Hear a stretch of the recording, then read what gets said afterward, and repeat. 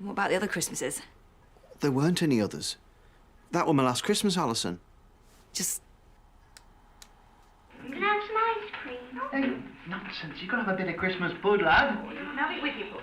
Have some with you, bud. Right, let's blow this up. I'll lose all the booze with. Yeah! Get rid of this rabbit food. Hey, Mum, it's working. Merry Christmas. Oh, no, not that old thing. You're just like your father. Something for you. Go on. Here you are, love. Merry Christmas. Here. Right, everyone.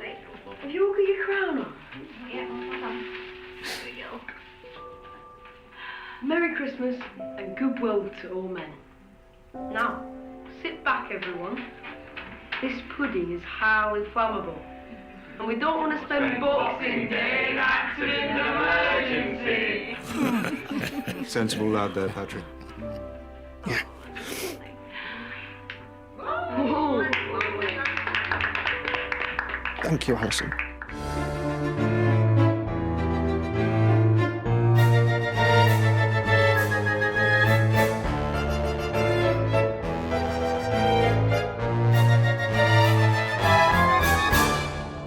Hello and welcome to Haunting Button House, a BBC Ghosts podcast. I am Luke and I am joined by Tash. How are you, Tash? I'm alright, thanks, Luke. How are you? I'm not too bad. I always say joined by Tash. Is that the best? I mean, we're 4 seasons. I was going to say, we're not going to change it up now, are we? Yeah. So let's leave it there. Have you been up to anything this week? No, we've just been trying to think about what we've done. Yeah. We went to a flea market. We did, yeah. Saw our in Gerrard, although it wasn't a Gerrard. I don't even know if Gerrard's actually a real thing. Yeah, but, I'm not sure actually. We saw a taxidermy fox with a monocle. To be fair, we saw a lot of taxidermy stuff. Yeah, it's quite a thing, isn't it? Yeah, in that. I mean, we saw a lot of weird and strange things, and an entire corner dedicated to World War II memorabilia from the bad side. Let's leave it at that. So yeah, it was. There's a lot of strange things at flea markets, isn't there? Yeah, interesting though. Yeah, it is interesting. Yeah, a lot of swords and stuff like that. Yeah. Shelley's lost half her teeth this week. Yeah, as well. she did. Yeah, unfortunately, we're not been like abusing her or anything. No, in that sense. She's just had some problems, and she only has one tooth left at the bottom now. Oh yeah, yeah. And one fang. One fang, one tooth. She's got some chewy teeth, but she is munching on her breakfast at the moment. Yeah, so. if you do hear anything. We've had some feedback. So we've had feedback from. Sorry, have you been up to anything this week, Luke? No, we live in the same house. So. So we've had some feedback. Obviously, last week I mentioned we recorded quite early, so we missed some of the feedback that came in later on in the week. So this feedback is for Poached Ghosts, which was episode 25 of season 4 We didn't series. even mention that. We got to 25 episodes. I mean, we were gonna, but yeah, a quarter of a century, and that's probably the highest. Quarter of a century. That's probably the highest milestone we'll make because there's not that many episodes of this. Yeah, so I think we'll get to about just under 40 episodes Probably, by the time we finish. I think so. Yeah. So yeah, anyway, so this is for not last week's episode, the week before. So Abby said, I finally caught up. Started listening to the podcast a few weeks ago, and it's been great to hear your opinions of the show. So welcome to it's good that people September 2021. It's good that people are catching up, because I always have this hope with TV podcasts, because if you start at the beginning, you can catch up and just work your way through. And you can just jump on whenever. We might have long finished this program, but if somebody's like, "Oh, I fancy a podcast to listen to while I'm watching this," and they find it in 3 years' time or something like that, they're like, they'll be sending feedback and be like, "Oh yeah, remember we did that." So Abby said, I feel so bad for poor Maddox. He was being so polite and you could tell he was overwhelmed with all the new personalities. Barclay is so slimy. The writers did a great job of making us loathe him. So yeah, it's I do feel sorry for Maddox. But at least he has still got Robin to have a chat to every now and again. Yeah. And also, is there any other ghosts adjacent to his field that he knows? You know what I mean? There might be others. Well, yeah, I suppose. Yeah. Because we know there was that what's it called? The Civil War ghost who was running around, so maybe he's... Anyway, we don't know. Alison says, thank you, Caroline and Mary Ann, for confirming that Humphrey's head scene for me. I was beginning to think I'd imagined it. I think that was when Humphrey said about the clapping when Mike was running. I've not seen it. If you find a clip of it, send it to me, because I quite would find that funny. Alison said, I felt very sorry for Maddox in this episode. He told them that he was traumatised from his death and they still harassed him. Very insensitive, especially Kitty. She was really ghoulish. At least their recent experience of Mary's departure gave Robin the perfect story to let him escape. Mm-hmm.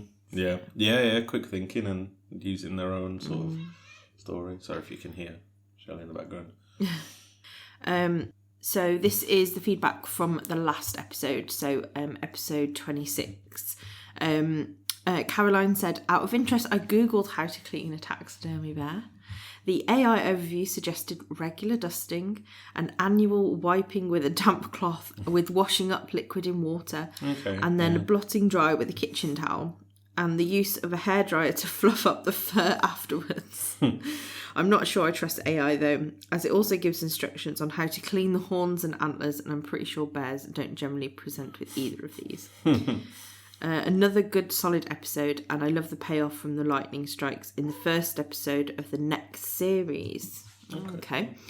The Christmas episode to come is one of the all-time best episodes of the whole show, in my opinion, so looking forward to that.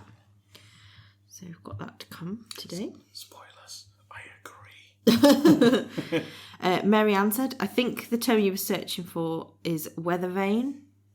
Yes, yeah, that's it, yeah. What was that? I can't remember. It was the, do you know that it told the direction of the wind? Yeah, that's what it's called. Yeah, that's what it's called. That's it, yeah. I too thought Robin was smelling the bear when he was sniffing in the initial scene. Okay. Because you thought he was I thought something was fire. Yes, that was it, wasn't it? Yeah. Such a good episode. Now we know how Robin met his demise. I think you could clean a taxidermied bears with dry shampoo. Hair dry shampoo, or you can get like carpet dry shampoo. Bear dry shampoo. Sorry. I'll let that one linger. Although they probably get dusty rather than dirty. Yeah, I like Caroline's suggestion of a blow dryer. I got to wondering when bears were populous in the UK. It looks like they've been extinct for at least 1,500 years. So you wonder where this bear was harvested, or at least I did. 1,500? I thought they were around in like the 1500s. Mary Ann's put 1,500 years, so I don't know if she means maybe. year 1,500 or 1,500 I don't know, years yeah. ago. I don't know. I always thought there was still bears like knocking about when like the Tudors were here, or just before the Tudors, but I don't know. I might be completely wrong there. No, don't know. Not a clue. It's not something I've really looked into, to be honest. Not really, no. Then I wondered how the basement ghost would have known about the different bears. That's very true. Grizzly, brown, black. Aren't grizzly bears specific to the US and Canada? How would they have known about them? That's very true. I'd give this episode an 8, agreeing with you both. Can't believe we've come to the last episode of the season already. Yeah, we are rapidly I know, closing down. Yeah. I think we've looked at like sort of a schedule for the next few episodes. And I think our very last episode falls just before Christmas. So that'll be our Christmas special. That's going to be an emotional one. I've just quickly Googled, by the way, bears. It does say that they've been extinct for over 1,000 years, so probably Caroline is. It was Caroline. Mary Ann. Sorry. Yeah. They're probably right in there. I just thought they were around longer. I just thought we hadn't hinted them to extinction. Well, Mary Ann did say she Googled it. So. Yeah, she's right. Or Google's wrong. Doc says, as an Aussie here who loves Babe and regularly quotes "That'll do, pig," I think because I was trying to think of what the weather vane was called. Yeah. I think Mike gets a bad rap for the butthole hoodie. He wanted something simple, but Obi wanted to go flash wraparound text. I wish we'd seen more of the pile of things Alison had hidden from Mike in the basement when she wanted to hide the bear. I know there were 2 guitar-like instruments. Yeah, I think I clocked those ones. Yeah. This episode is high ranking for me, at least an 8.5 or a 9. Plenty of Robin and some interaction from the Plaguers. Alison and Mike and the bear. I really enjoyed Kitty's story with the slang and Pat and Thomas's discovery of veganism. As for Julian's attempt at helping, I've just realised that in the previous episode he was literally helping Alison against Barclay, but maybe the other ghosts were too busy with Maddox to notice. I remember there was lots of speculation about the deaths of Captain and Kitty, as they were the only ones we didn't know with no outward evidence wounds. This may be why their deaths were kept for the last season. That's true. Keep the suspense. The secret up, yeah. Sorry, I was chuckling because you said at one point you said Obi wanted. It just sounded like a lot like Obi-Wan. Yeah. So Alison again says, I've ordered the new book and live stream of the event through Fane. Yeah, that's the one in October. It costs a little more for overseas delivery and the book will take longer to get here, but hoping the live stream works. You'd expect so, wouldn't you? I can't imagine they'd geo-block it, because what's the point? If you're willing to pay, you're willing to pay. It's not like it's got usually they block it when it's not licensed to a certain so I'm sure it'll work. I think we're going to watch it. We need to just buy our ticket first.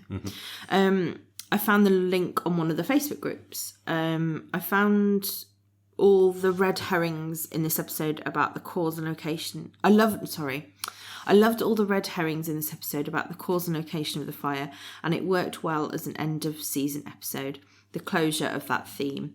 I wondered at the time if Thomas's conversion to veganism and Mike's description of vegan eggs looking like grey porridge may have been Larry teasing Matt for being vegan.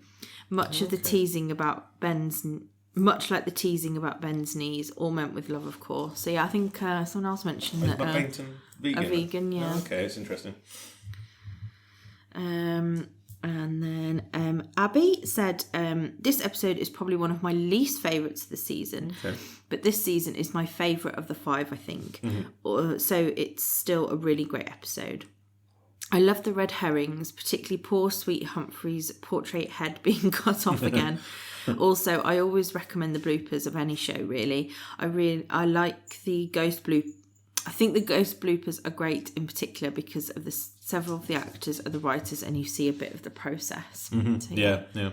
I quite like behind the scenes stuff for a lot of things, because if I'm really into something as well, like if they do commentaries on stuff, I tend to. It's hard to watch them these days because it's just who's got the time. Well, when I was a kid, I used to watch like commentaries and stuff because you hear the process of how they. Is that like when the directors and stuff talk over the episode or the film or something? Yeah.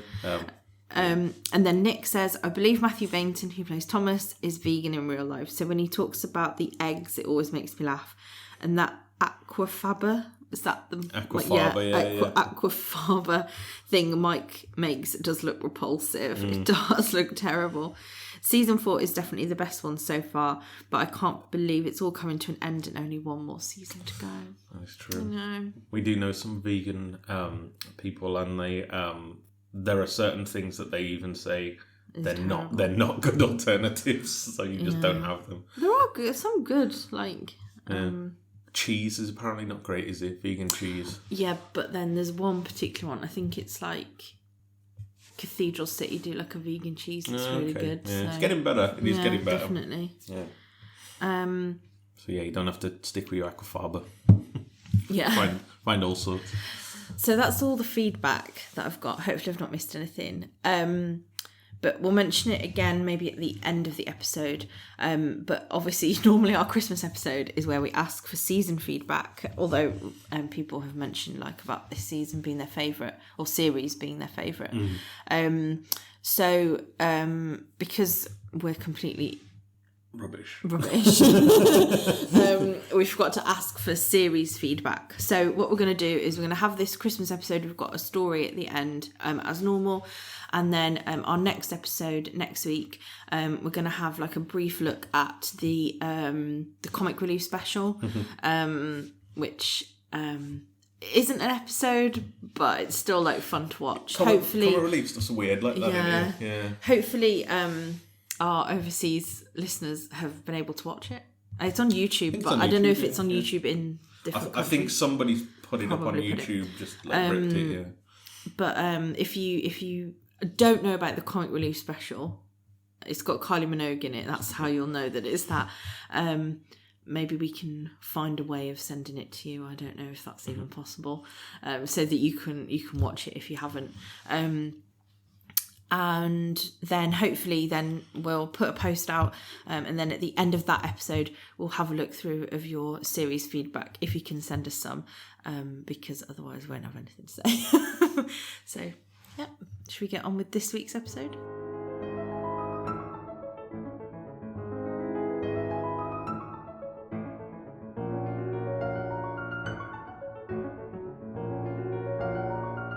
So this week we are looking at episode.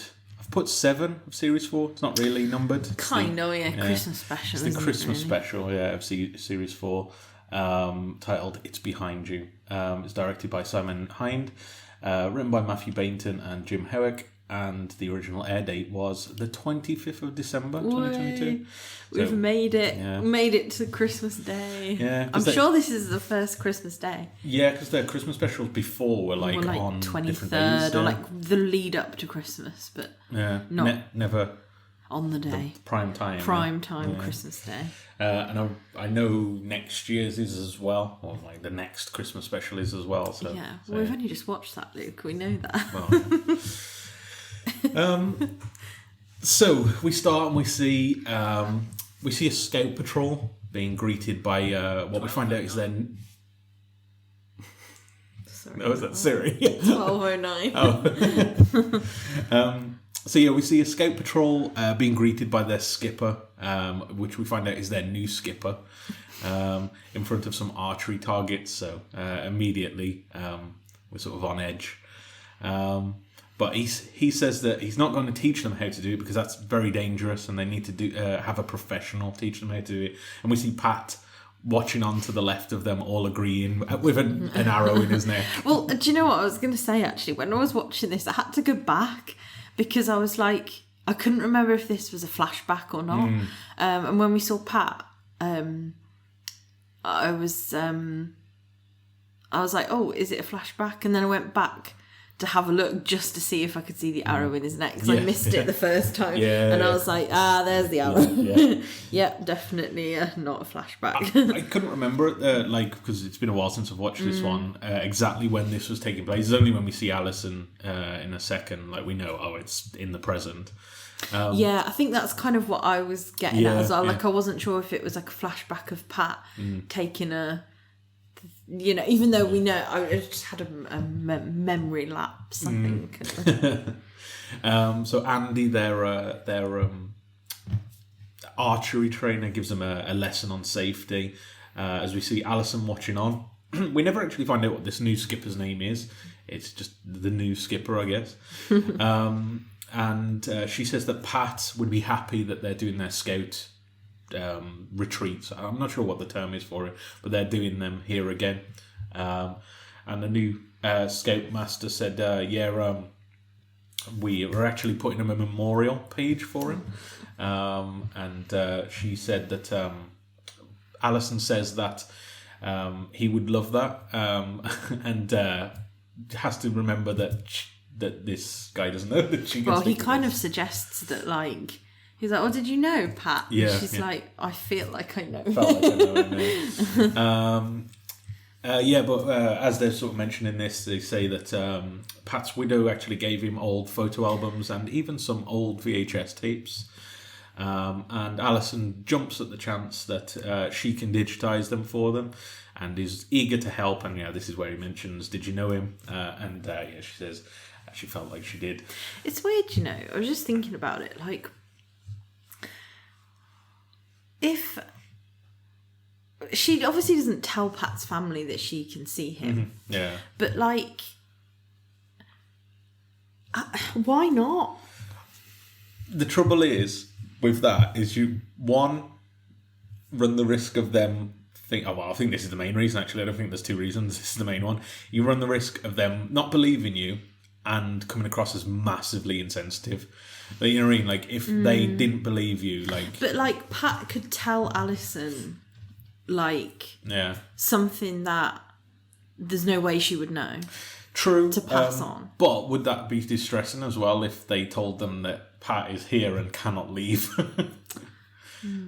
He's not sure. He's not resting on the other side as they think. He's trapped in this house with a load of. But Alison would be able to say, he's having a good time. He's not like, it's a weird one. I suppose from that side, I could say like, well, if if someone said my dad was there, like I'd be like, what? That's no way. But would you believe them, or would you think this is somebody trying? I guess, like in a way, if they could tell me something that only my dad would know. But again, would you, even if they said something that they would know, would you believe that, or would you? So I think in my heart I would believe it. Yeah. But I think because you're such a, this isn't a criticism by the way, because you're such a skeptic, you would convince me that it wasn't real. I mean, I don't know for certain. I just don't believe it particularly. So, but I think because you don't believe it, I think it would convince me that it can't be real. So maybe it is. I don't know. Just interesting. I just thought it was something to explore. Yeah, it's definitely interesting. Sort of why she doesn't say this, but maybe it's also Pat doesn't want them to know. Yeah, you know what I mean? guess. Could be that way. Yeah, I suppose his wife has moved on as well, hasn't she? Yeah. Not. She's not dead, but she's moved on. As in, I mean, she'd moved on Maurice while he was alive. To be fair. And just before, is that in? Have we had that yet? Yeah. That's right. And then before we go into the intro, we hear Pat saying, "Don't point that thing at me, lad." Yeah. We come back from the intro and we see that the ghosts are all watching Alison and Mike preparing food and sort of supplies, I guess, as they're getting ready to go away for Christmas Day. The captain comments that the plastic boxes that they've got are perfect for field rations. And Alison comments that there's quite a bit that he's done food-wise, and he says that he's just doing a few sides, to which Alison points out that there's a full turkey here. And she accuses him of basically doing what his dad did to them on their last Christmas with them. And while this is all going on, we overhear an advert in the background on the radio, and it's an advert for a pantomime, and Alison sort of says how fun that sounds, to which Kitty agrees. Can confirm, pantomime's very fun. You're a recent convert. I am massively, because I used to be like, why would anybody interested in this? You would hate it. I know. And then you went to one and you were like, God, this is... I just realised it's bottom, but without the overly sweary performances, basically. I was like, oh, okay, that's what it is. I absolutely love a panto. It's so far up my street. Yeah. It's fun, yeah. Don't knock it till you tried it, is all I'm going to say about pantos. No one's knocking it. Everyone else knows that pantos are great. Somebody's knocking it, because Mike is very much knocking it. He'd rather watch his own funeral. He says he'd rather watch his own funeral, which Fanny sort of comments she actually did. She said it was quite nice, because people have to be nice to you, nice about you. And Julian comments that he's kind of glad that he missed these. He says orcs in his... I guess he's learning sort of the lingo these days. But yeah, Mike kind of comments that he didn't know that Alison liked these, and he doesn't want to watch a panto. Later that night, we see Fanny confront Alison as she's walking into the... Again, I keep forgetting the names of the rooms. I think it's just like the living room. Yeah. It's the room they're most in, isn't it? Yeah, their main sort of Seems room. kind of insensitive to call it a living room, actually. But yeah, Fanny confronts her about it as they're sorting up the house, and it's still all set up for the absolute tool region. Oh, right there. Right. It's cut off the end of my my notes there, so I'm just gonna quickly. There we go. It's the Absolute Tools Regional Christmas Award Party. Is what it's all set up for. I'm surprised you've not been invited to that. Oh. Leave that in. And Fanny sort of comments that they didn't have a great night last night because of all this commotion in here. And Alison says, "Why didn't you just go to your room and stay at the way?" And she said she did, but 2 other people also had the same idea. And she said, "Well, why didn't you leave?" And she said, "Oh, well, I was here first." So, and then she kind of does. She's such a perv, isn't she? Yeah. Again, it's that prudish, whenever they're so repressed, it's no, they really want to know. Alison says that she can't tidy it now as they just don't have the time.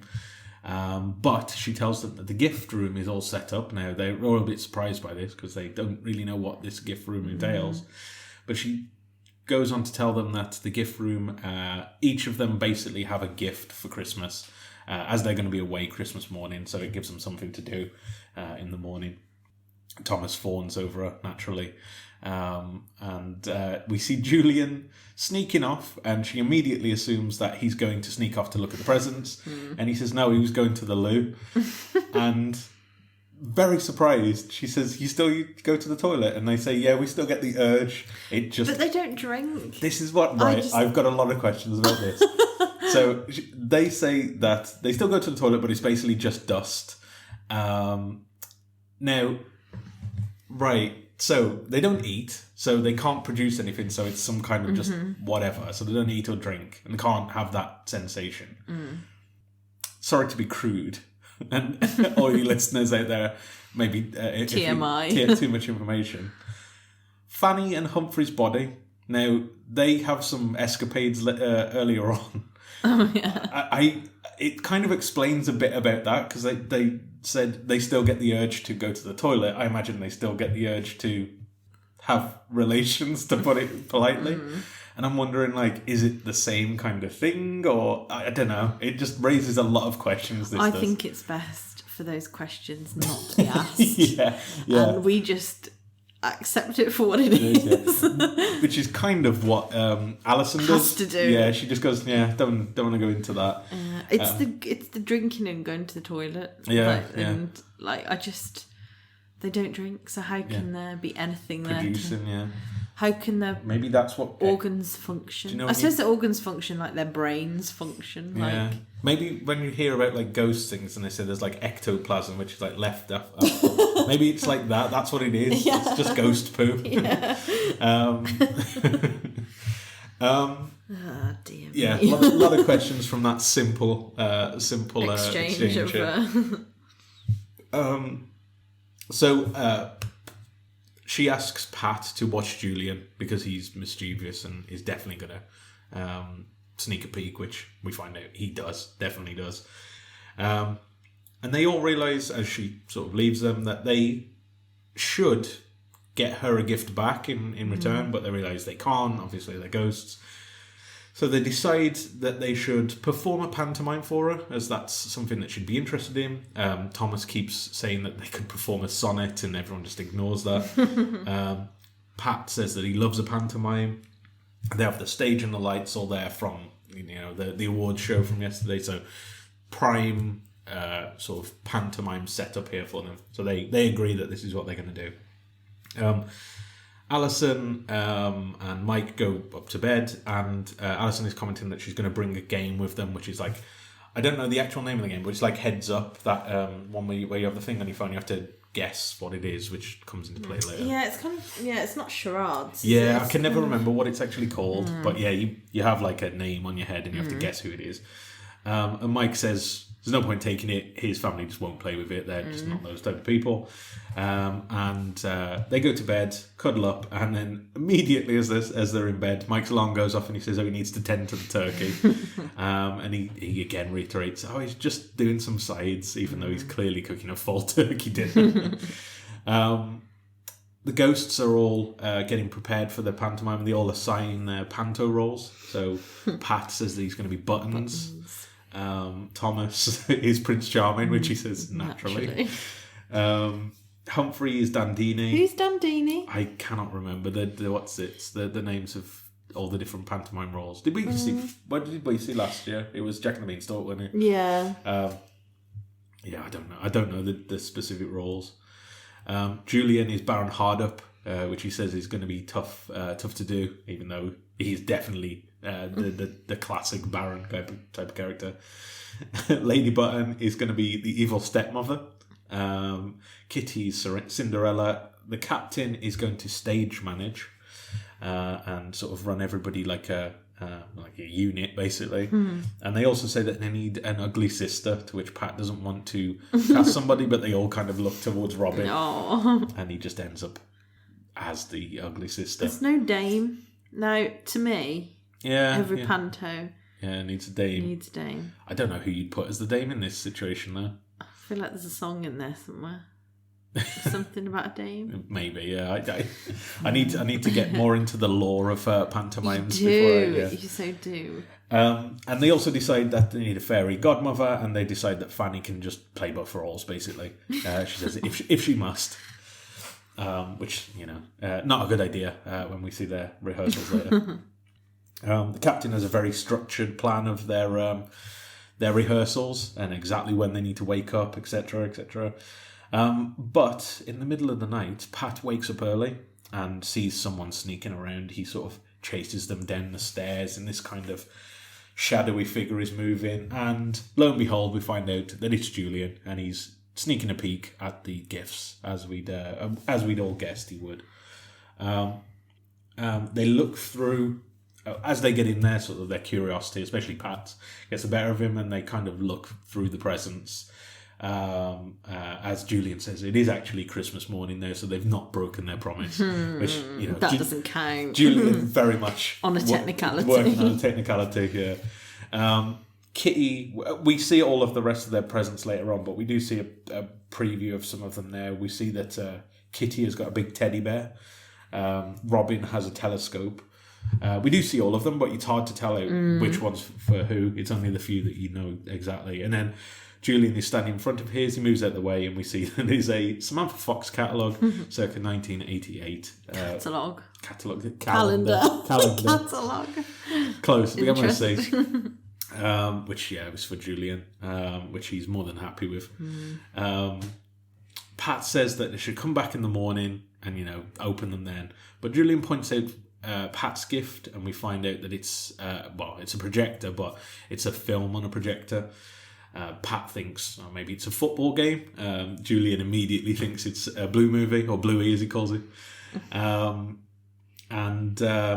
Julian encourages Pat to watch this video. It'll be something very thoughtful knowing Alison. Well, let's find out, shall we? No. Come on. A sneaky peek can't hurt, can it?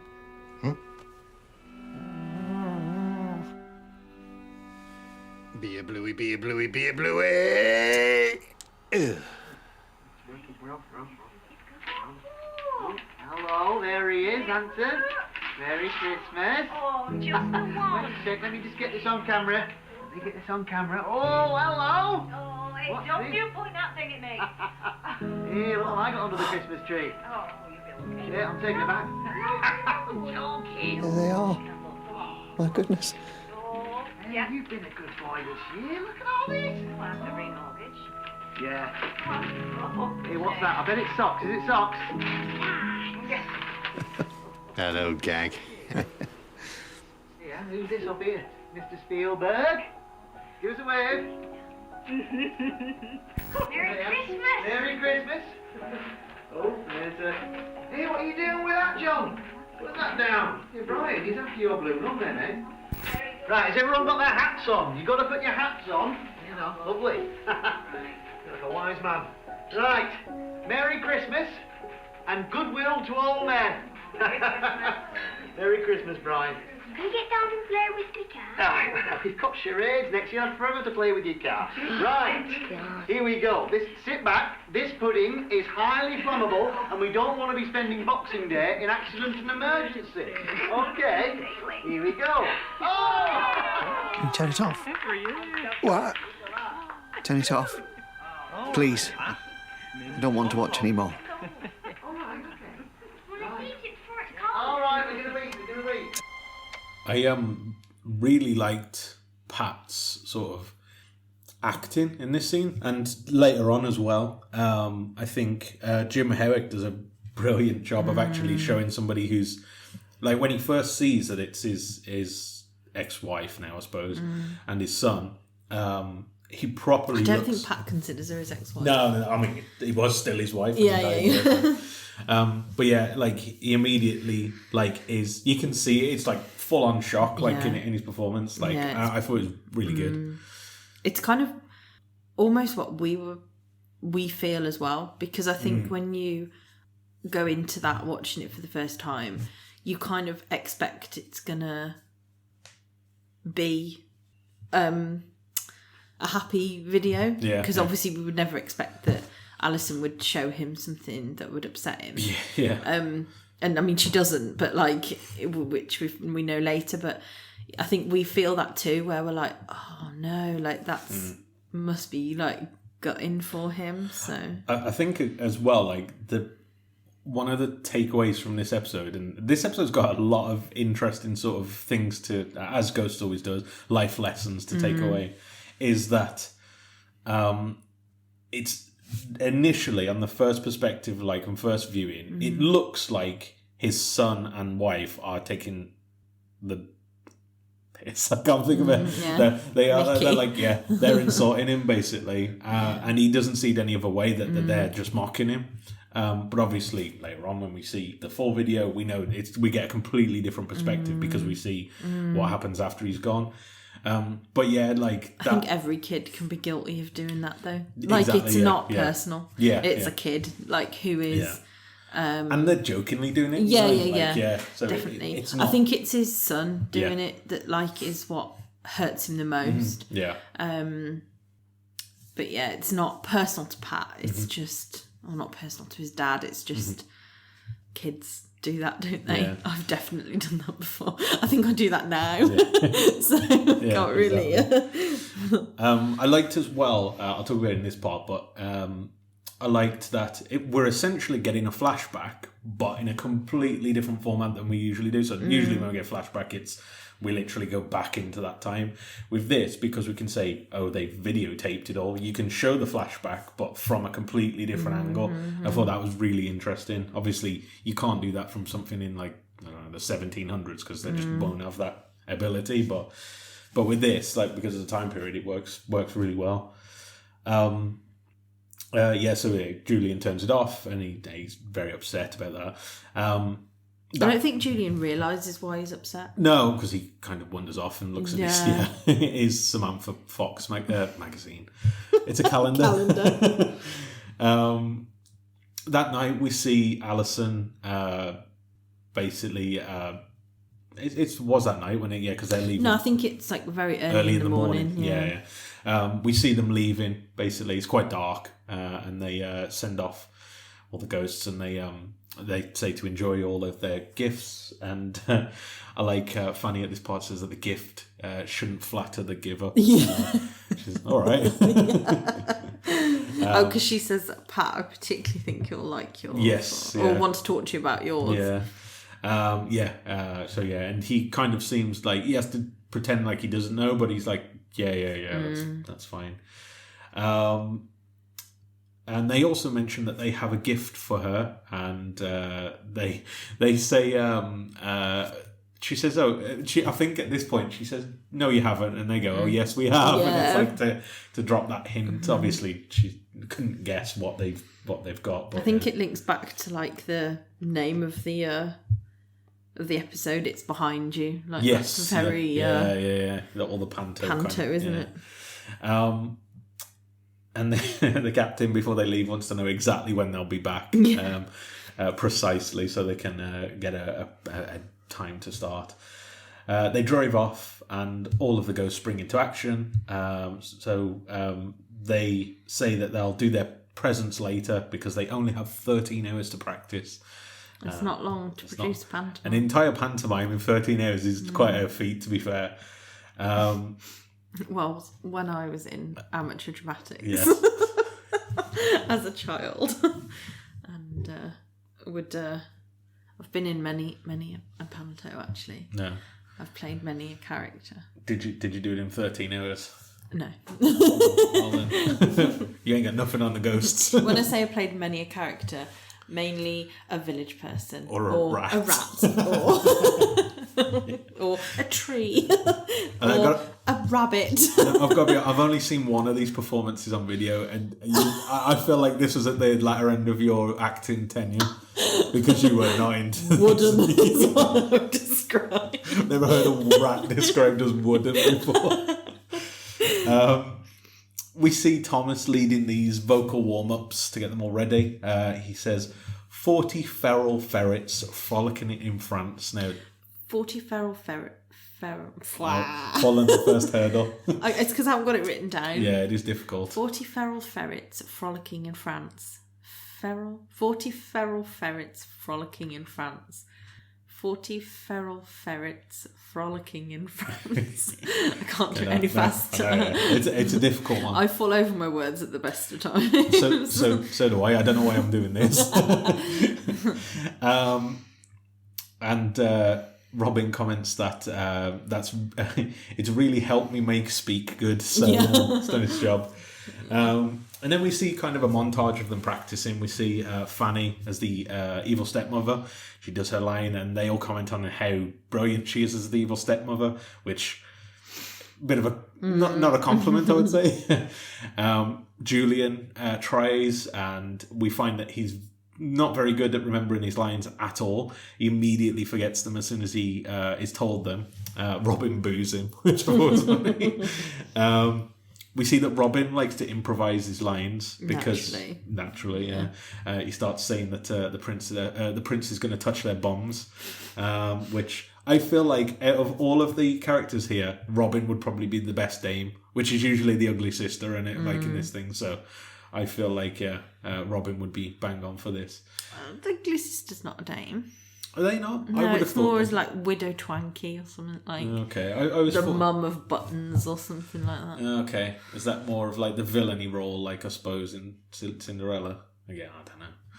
The villain's like the wicked stepmother, really. Yeah. Well, we'll have to see Cinderella in Panto one day, and we'll know who's who then. We then see Fanny doing her role, a joint role as the fairy godmother. As she storms in. They tell her at first to be a bit more caring in this because her first shot at it isn't great, and she storms in and says, "Stop crying and listen to me."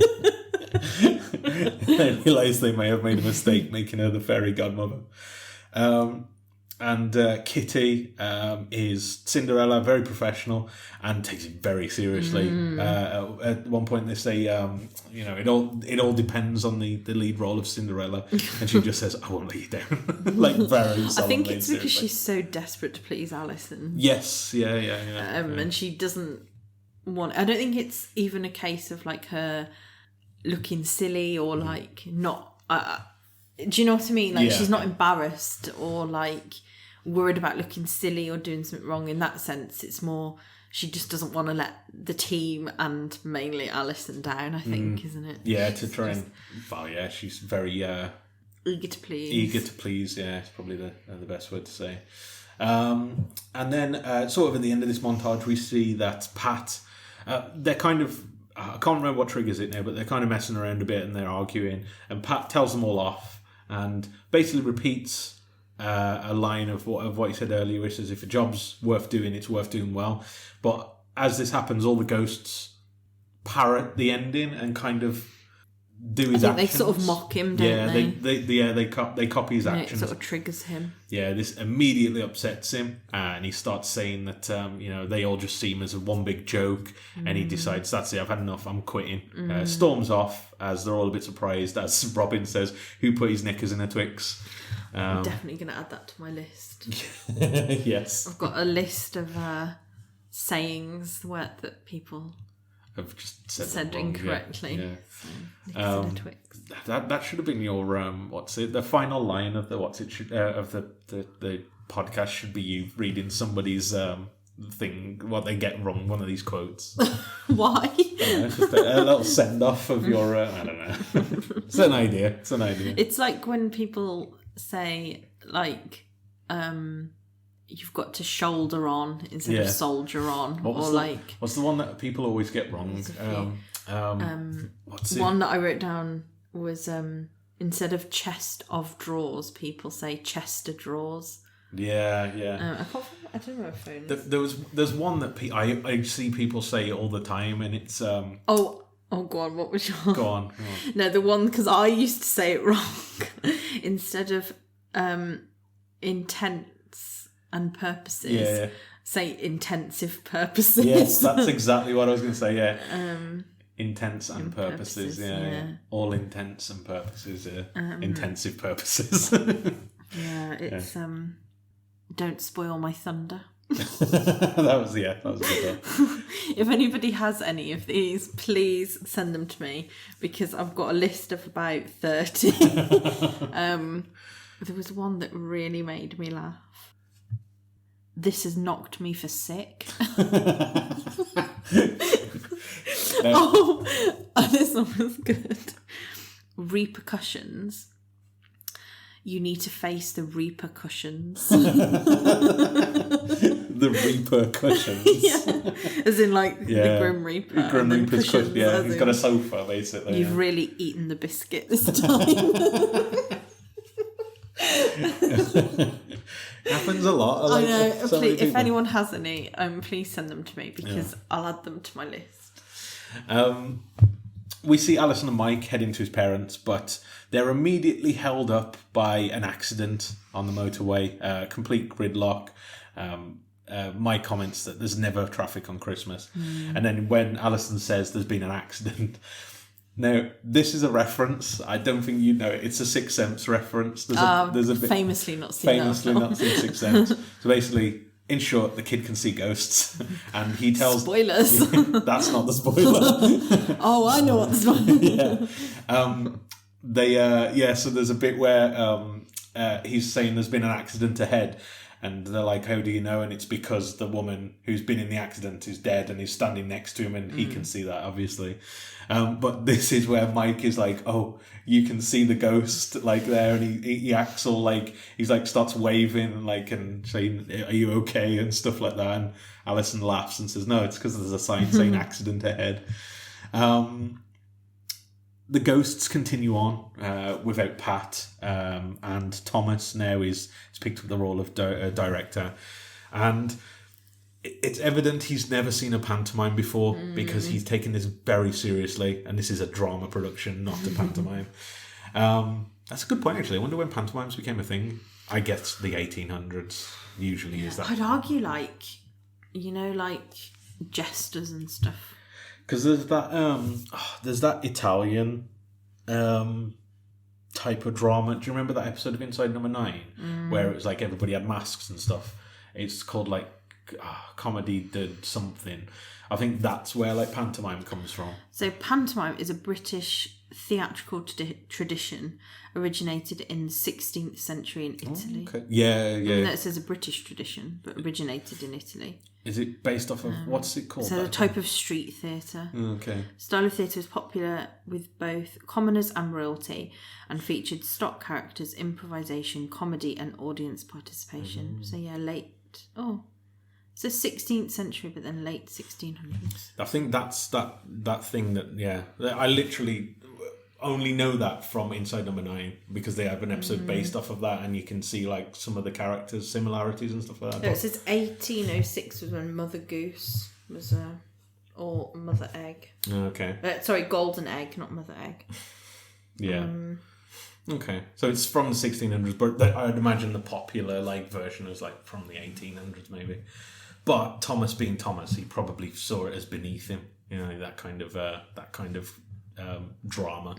He wants straight lace, Wuthering Heights kind of stuff going on. But yeah, he takes his role very seriously. He gets upset at Julian when Julian says that this isn't really Pat's. He says it's not what Pat would have wanted, and Thomas says that he's spoiling his vision. Thomas clears the stage as he gets ready for his soliloquy. So as you can tell, this is going to be very, very intense. Alison and Mike, we still see that they're stuck. Mike is on the phone to his mom, basically saying it's an engine off situation. They're literally not moving. So they decide they're going to be for a while. Might as well tuck into the sides. They got some good traffic snacks. They do, yeah, sprouts and the sort. And then we see Robin basically go to speak to Pat about what's happened. Hey, there you are. Come, we need you. I'm sorry, Robin. I don't think I can. Well, then, that's going to be most depressing show on Earth. What do you mean? Thomas taken over. Oh, dear. Oh, dear. You can guess what that like. He say he'd need more pain. Honestly. He's probably got Cinderella drowning herself and the prince dying of a broken heart. Pretty much. So you're going to come back? I don't know, mate. I feel like the scales have fallen from my eyes. Nobody takes me seriously. My own family used to laugh at me. Just like you lot. But you just laugh at Thomas? Oh, I suppose I did. Why you make me ugly sister? Oh, well, because... Cause it's funny. I got a face like a horse's bum. Everybody laugh. Don't mean you don't like me. Oh. No. So, what do you say? I like how Robin says he's got a face like horse bum. Yeah. It's it's interesting when Robin has these moments where it's like he's so insightful. 100%, yeah.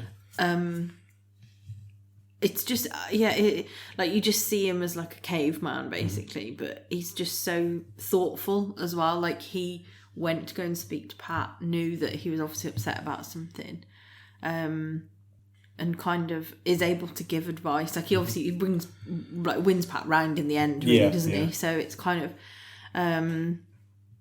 it's just interesting to see that, like where you would kind of underestimate him, and then he always sort of same when Mary moved on. It was like he was the one that kind of had these overarching comments of like to bring everyone together and bring everyone back into like, okay, like sort of a neutral way of thinking. Yeah. He's just very interesting character. He's obviously the wisest of them. Definitely. Just by being there for the so longest. So freaking old. Yeah, that's the thing. You can't even imagine the amount of people and events that he's seen and witnessed. So like he could probably have like, they always say like you learn from history, and if like you've literally seen 10,000 years of history, you're going to have a lot of nuanced opinions on things. So I just really like this point with Robin as well, of just like saying, you don't have to take yourself so seriously. Like, people still like you even if they do joke and laugh with you. You know what I mean? So just some good points, basically. Good life lessons again. Alison and Mike are still stuck and continue their basically eating an entire Christmas dinner in the car. And Mike sort of is a bit upset now because, even if they get moving now, they're not going to get there for Christmas. So Alison says they'll leave early in the morning and go tomorrow and spend all day tomorrow. So, they have a solution at least. We go back to Thomas giving a very heartfelt speech as his soliloquy. And we see Pat return, and all the ghosts are just overjoyed that this is over, apart from Thomas, obviously. He comes in and says his catchphrase basically at this point of, if your job's worth doing. And they all say, well, nobody says it back to him apart from Julian. And they all sort of pause thinking, oh no, he's going to flip again. But Pat laughs at him, calls him a cheeky beggar, and says that they can all get going again. And Thomas says, we're not going to vote on it. On it. I realise he's just been overruled basically as the director. We see Alison and Mike now in the car, and this is where they're playing this heads-up game, basically. And I can't remember what Alison's got on her head. I can't remember. Oh, she was Tony Blair, wasn't she? I think. something like that. I'm not sure. I feel like it was Tony Blair, but I might not be correct on that. But Mike is definitely E.T. and is really struggling trying to guess E.T. To be fair, hard. It's a hard. Yeah, it is a hard one. Because like every question you'd ask would be like a yes, no, maybe, like yes, no, maybe, and it's like none of it fits into a category. Alien. What are the chances you're going to say, "Am I an alien?" We see the traffic starts up and they get on their way. I like how Alison has to pack away her Sunday lunch and gets honked from somebody behind her. Oh no, sure, it's fine. And we see Julian again struggling with his lines. He kind of says a few words and then immediately has to request what his line is. This is very, if anyone's seen it, Tommy Wiseau in The Room, especially in the film where they show how it was made, where he just cannot remember the most simple lines, and he's the director of this. Anyway, they ask him, how is he so forgetful? Like, surely he had to learn speeches in the House of Commons. And he said, no, not really. I just kind of bluffed my way through it. And then he says, hang on a minute. And I think that's when it clicks of what he needs to do in this situation. But as they're sort of thinking about this, Alison and Mike return, and they realise that, you know, they've not got as long as they thought they had. They're not ready. Humphrey says he doesn't even know the dance moves. And we see Pat giving everyone a pep talk, and he says, you know, this is Panto. It doesn't matter if it's perfect.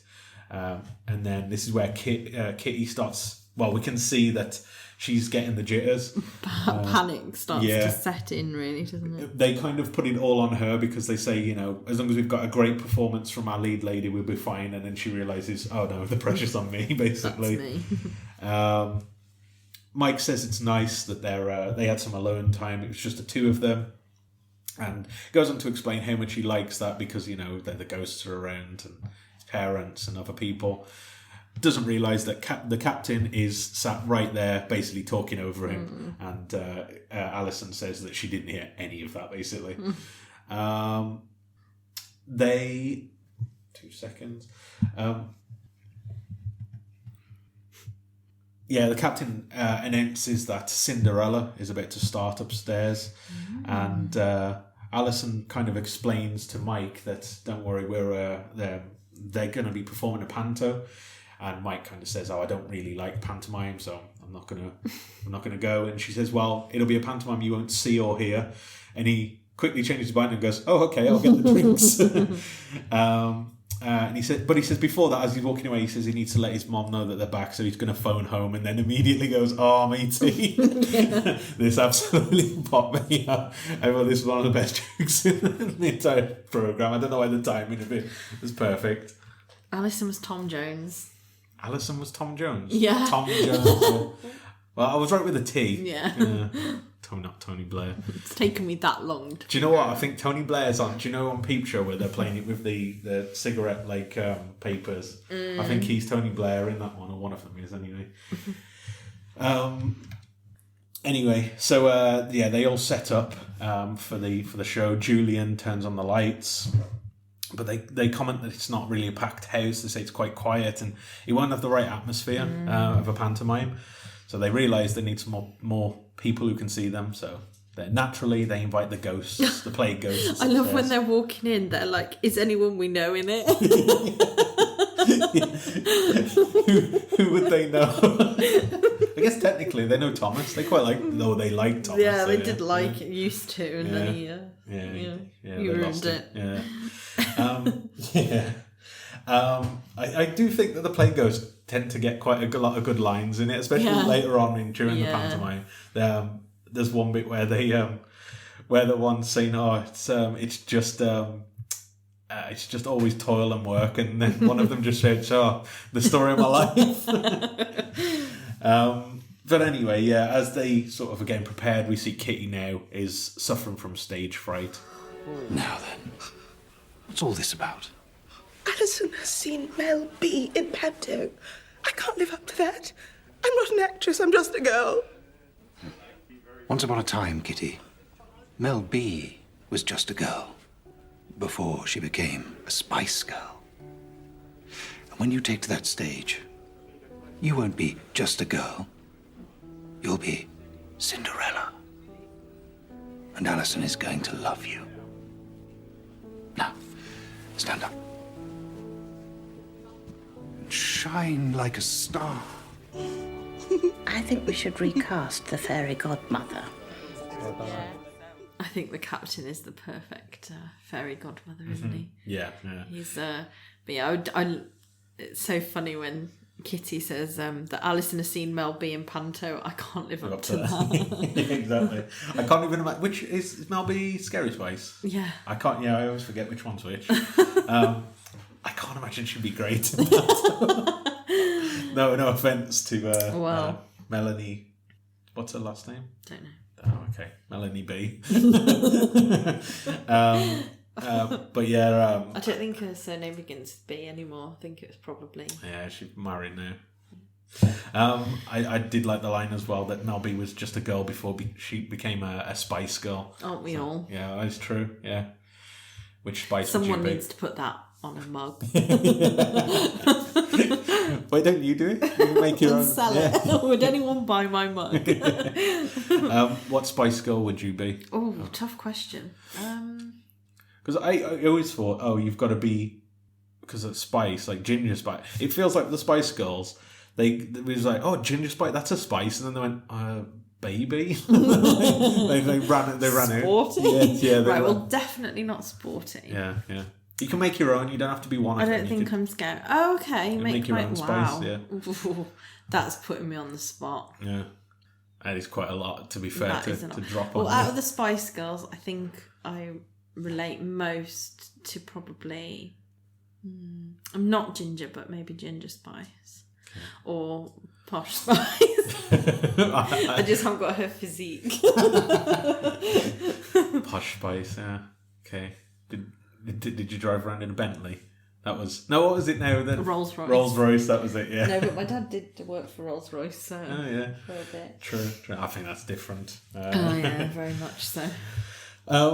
But anyway, I know we've only shortly just come back from a clip, but... We're going straight back into one. It's worth it. I don't think we can do this justice. Pat starts the pantomime. Hello, everybody! Hello! Hello. What? I said, hello, everybody! Hello! That's better.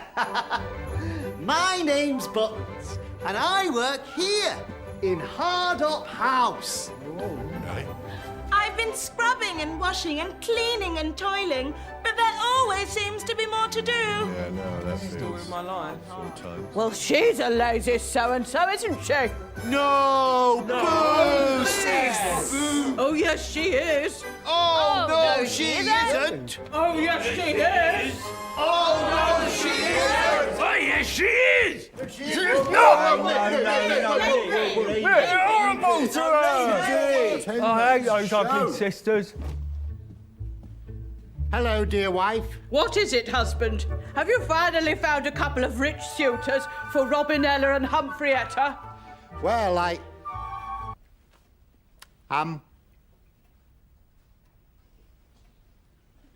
I have every confidence that I can deliver on this promise. Suitors will be found. As a father and head of the household, I say this to you.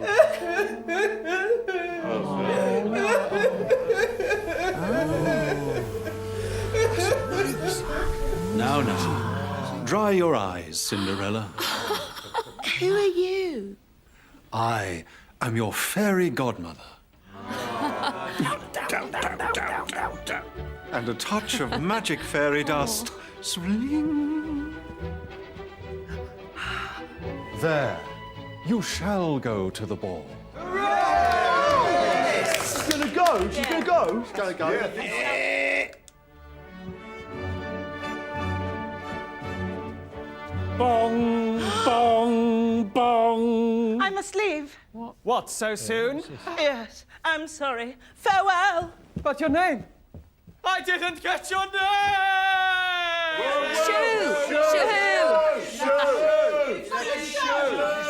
Shoo! Yeah. Dandini! Yes, sire. We must find the foot that fits... Kitty.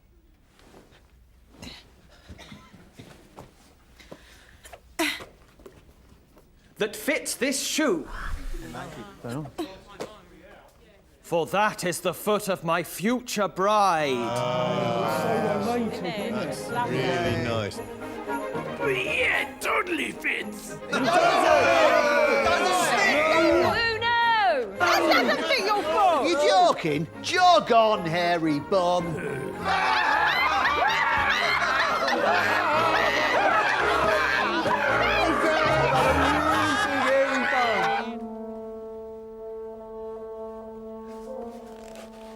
It fits, my love. We wish you a Merry Christmas. We wish you a Merry Christmas. We wish you a Merry Christmas and a Happy New Year. Good tidings we bring to you and your king. We wish you a Merry Christmas and a Happy New Year.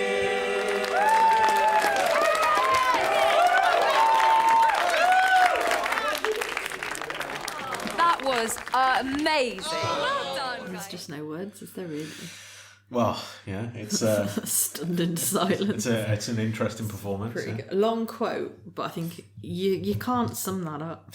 No, it is difficult to do an entire panto And to do it justice. Yeah, I think for me, some of the standout moments were Robin getting into the argument with Mick, the plague ghost, where they keep saying that she's lazy. Oh yes, she is. Oh no, she isn't. And then eventually the plague ghosts get upset that they're not being agreed to, and Mick just says that they're horrible to her. He's really annoyed.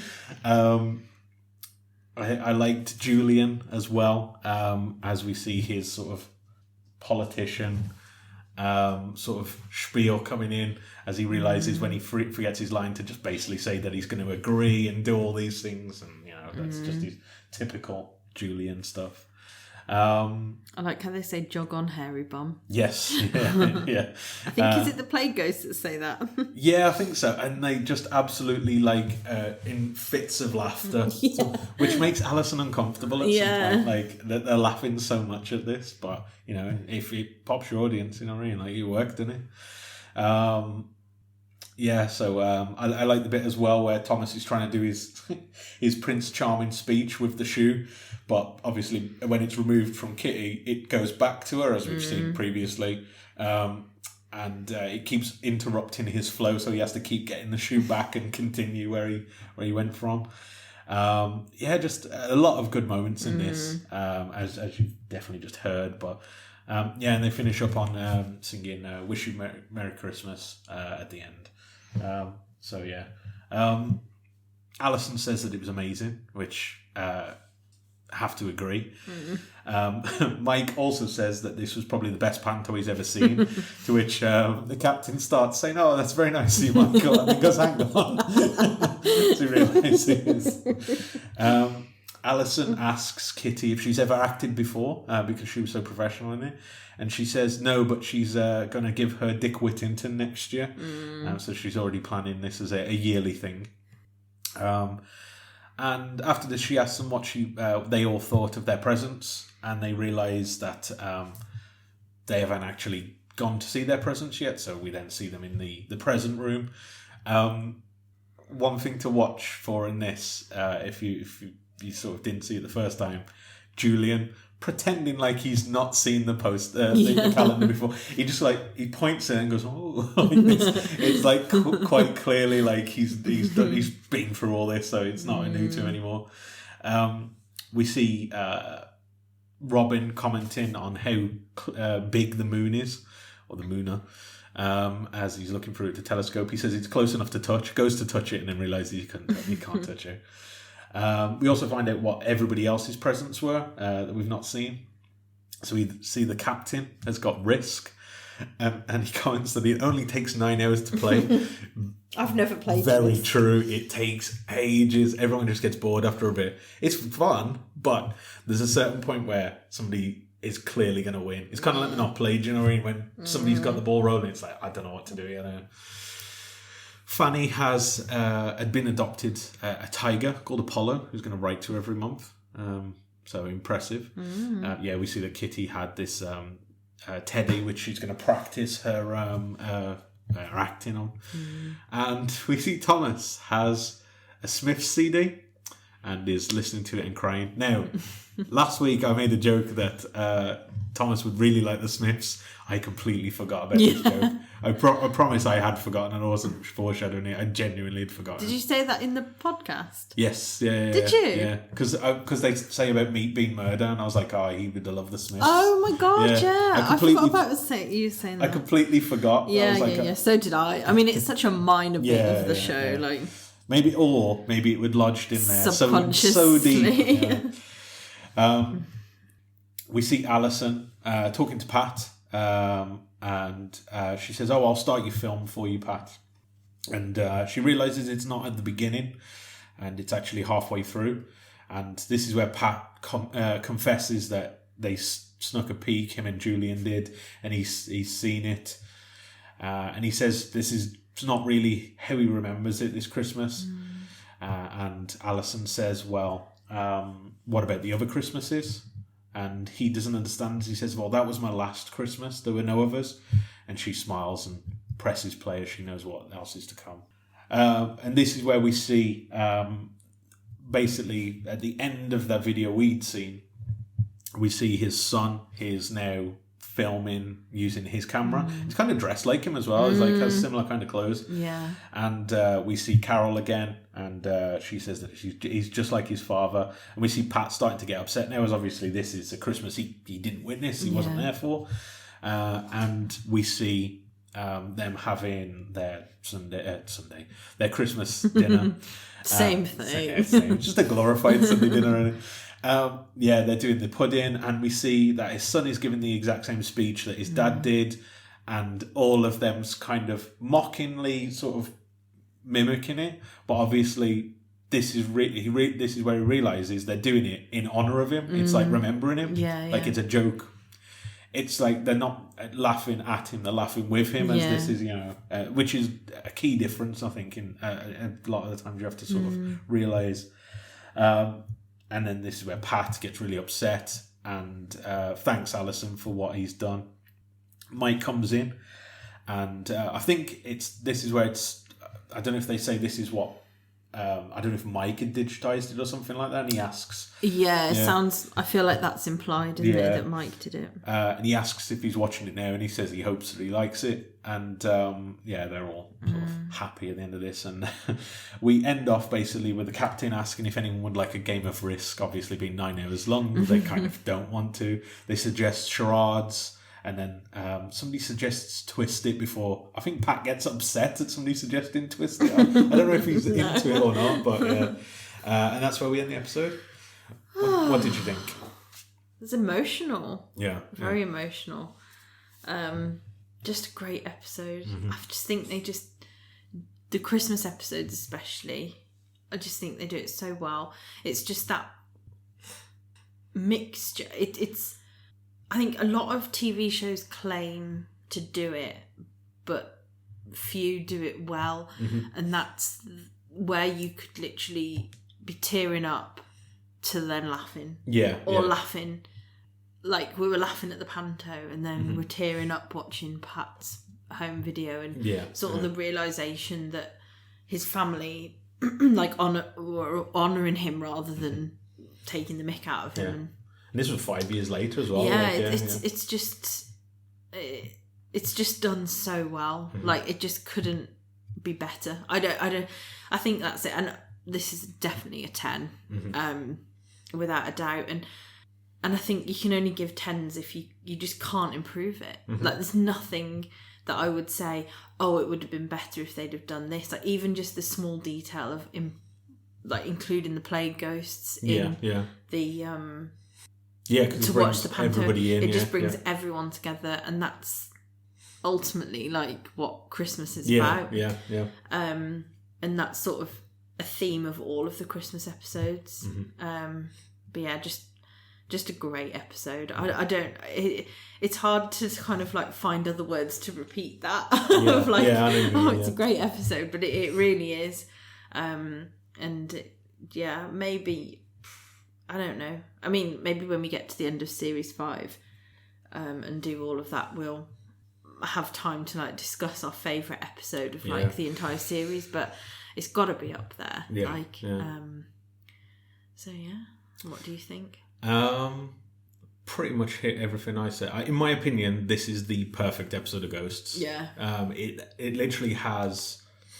And when we started this series, this is the one that stuck in my head as like, oh, I can't wait to get to this one. Yeah, it's taken us a while though. I forgot when it was. I thought it was earlier on for some reason. But it literally has everything. So all of the ghosts are there, displaying exactly who they are and their quirks and everything about them. As Alison and Mike are as well. I think you see a lot about them in this episode. The plot of them performing the panto is proper Christmas TV, like with the panto and just how it's done. And the flashback, which, like I said, told through old tapes, is just a really brilliant idea, I think, especially when you can incorporate it. It's just really poignant, like, and it's that mix between the two of like that poignant, sad story of Pat and the panto like stupidness, basically. So many life lessons, especially from Robin, as we sort of mentioned, and I literally cannot think of a bad thing to say about this episode, and it is definitely my favourite, like 100% top of the list. I can't think of anything better than this episode, so yeah. So it's all downhill from here, basically. I don't think it is, though. I think definitely a great episode. Yeah. But like, obviously, we've only recently watched series 5 and the Christmas special for 2023, and obviously the very last episode. But I still can't quite remember everything that happens. No. I feel like there's definitely another 10 or 2 10s to come. There's good episodes, yeah. Then we'll have to be like in the contenders for like the best episode. But I think I can't remember everything that happens after this, but I don't remember there being a better episode than this one, personally. But yeah, hey, we'll see. But so I give it a 10 as well. IMDb though, not as glowing as I thought it'd be. 8.5 from 395. Low. Yeah, I thought it was quite low. I'd expected it to be close to a 9. But then again, I wonder if people are rating it like we're rating it in like a vacuum of Ghost episodes. I wonder if people are rating it up against, like, I don't know. See, I kind of rate it as how much I enjoyed it. Yeah, same. But some people will be like, oh, this isn't as good as I don't know, an episode of, I've not seen it, but like Breaking Bad or something like that. You know what I mean? Like, so yeah, who knows? But yeah, 10 out of 10 from me and from you. So it's a 10 from Len. Yeah. We can't end on a 10 from Len. We can't end on that.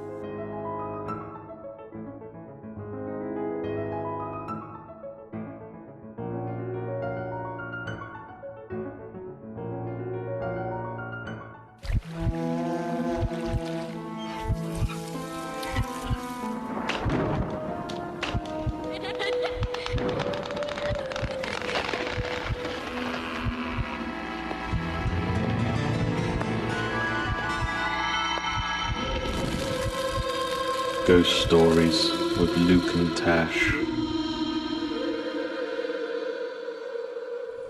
So, this week, obviously we've just watched and talked about a Christmas special. So I thought a Christmas ghost story might be the way to go. Mm-hmm. So I did also think what I'll do is I'm going to read the entirety of Charles Dickens' A Christmas Carol. So buckle up, everyone. Joking. I did sort of have a little look into Christmas ghost stories, and I found that Charles Dickens played a pivotal role in popularising Christmas ghost stories, most notably with his classic A Christmas Carol. The story of Ebenezer Scrooge and his... What were you going to say? Which was then improved on by the Muppets. The Muppets. The story of Ebenezer Scrooge and his spectral visitors blended the spirit of the season and the supernatural, thereby cementing the idea of ghost stories as a Christmas tradition. During the Victorian era, Christmas was a time for family gatherings around the hearth where storytelling was a common pastime.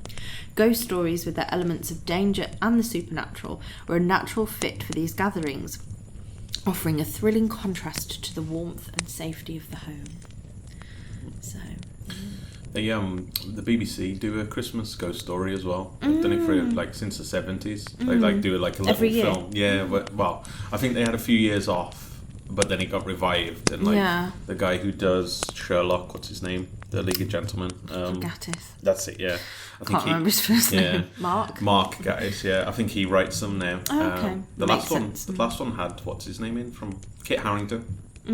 Quite a big one. Yeah, I remember you watching that. But yeah, so I found that I was reading a bit about Christmas ghost stories, and it seems to be quite a thing that people sort of tell these Christmas ghost stories, but I couldn't find a good one that I felt was a good one. Okay. They're either really, really short or really, really long. So I took to AI, and I just asked AI, please can you write me a short story of 5 paragraphs, a ghost story about Christmas and includes Santa Claus. So it's a quality may vary. So bear with me, but it takes some themes from other popular stories. It doesn't understand plagiarism, does it? No. So let's see how we go. So it's called The Midnight Visitor. It was a bitterly cold Christmas Eve in Misselbrook, and young Clara lay in bed, unable to sleep. The house was still, save for the eerie creaking of the old wooden beams under the weight of the falling snow. She heard stories of Santa Claus sneaking into homes to deliver presents, but something felt different this year, strange even. The wind howled outside, rattling the windows, and Clara found herself staring at the shadows cast by the flickering fireplace in the next room. Her curiosity got the better of her, and despite the unease creeping up her spine, she quietly slipped out of bed. As she made her way down the hallway, her feet padded softly on the cold floor, and the glow of the Christmas tree lighting the living room ahead. She peered around the corner, expecting to see the jolly old figure of Santa Claus by the fireplace. Instead, there stood a tall, shadowy figure by the tree, a figure that wasn't Santa.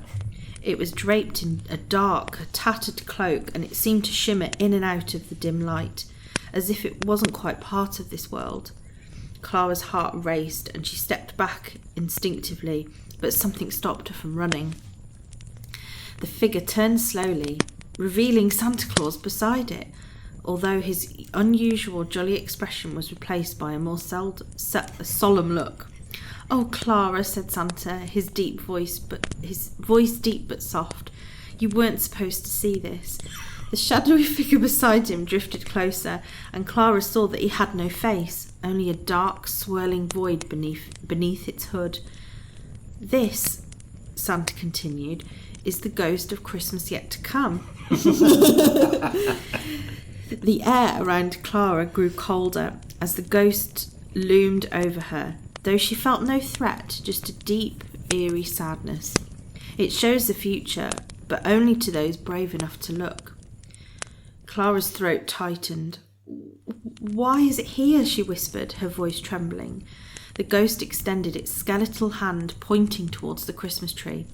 The room darkened as a vision appeared, a future where Christmases were lonely, the warmth of family gatherings forgotten. The house was empty, the tree covered in dust, and the once happy glow of Christmas had faded into silence. Clara's heart ached at the sight of it, a hollow chill running through her. "This is what happens when the spirit of Christmas is lost," Santa said quietly, "when we forget to care for one another." The vision vanished as quickly as it had appeared, and the room returned to its familiar warmth, though Clara's hand still trembled. The ghost, now fading into the shadows, turned its faceless gaze towards her one last time before disappearing altogether. Santa knelt down, his expression softening. "Remember, Clara, Christmas is not just about presents. It's about keeping the spirit of love and kindness alive, or the future becomes cold and empty." Clara nodded. The lingering chill reminded her of what she had seen. As she climbed back into bed, she knew that Christmas would never feel the same again. Interesting. I like the idea of it, an AI telling us to not lose the spirit of Christmas in the cold future ahead. Well, there we go. There we go. It felt like, do you know... those... I actually thought it was quite good. It's I'm not bad. going to lie. No, I was like, God, this is good. It's like not badly written, but it's like... Obviously, you could never have that because it was the ghost of Christmas yet to come. It feels like, do you know those fan fictions where people like smash two things together, Yes. like Sonic and, I don't know, Yeah. whatever, Dragon Ball Z usually. Something like that. It feels like that, where it's just like Charles Dickens... Santa. And Santa smashed together. It's the fact that he's like, you're not meant to see this. Interesting story from our new AI overlords, and Sheldon happy about it when she can hear. Hello. So I'm recording this off the fly. Off the fly, yeah. So I don't know. So hopefully say the right thing. So next episode, as I mentioned, we're going to have a look at the Comic Relief special, and then we're also going to have a look at your series feedback. So I think we've in the past we've asked sort of like overall series feedback, favorite episode of the series, favorite character of the series, and just sort of any series feedback, to be honest. Yeah. I think favorite character and favorite episode are like them. And well, this is all important, isn't it, really? But I'm always interested to hear people's favourite character and if that has changed throughout the series compared to like series 1, like when you first started watching, has it changed? Yeah. As we've like sort of had the developing stories of each of the characters. So yeah, if you could just send us the feedback in the usual ways. Obviously, YouTube comments, we get a lot of comments on the Facebook and Instagram, Facebook or Instagram messages. You can email us at hauntingbuttonhouse@outlook.com. If you want, you can send like a voice note or something if you prefer to do it that way, and we can just whack your sort of voice note into the... I think you have to do that via Spotify. Oh, do you? Yeah. I was thinking people could record something and email it to us. I mean, yeah, they can do that, but Spotify lets you... Maybe on like Facebook messages and stuff, it wouldn't let us download the clip. But we can figure it out. But yeah, maybe that would be like just a different way to send your feedback if you want to. But hopefully we'll hear from you in the next week, and we can discuss in the next episode. Thanks for listening. We love to hear what you think, and if you'd like to keep up to date with when new episodes of the podcast are released, you can follow us on our Instagram and our Facebook profile. Just search Haunting Button House. You can also get in touch via email at hauntingbuttonhouse@outlook.com.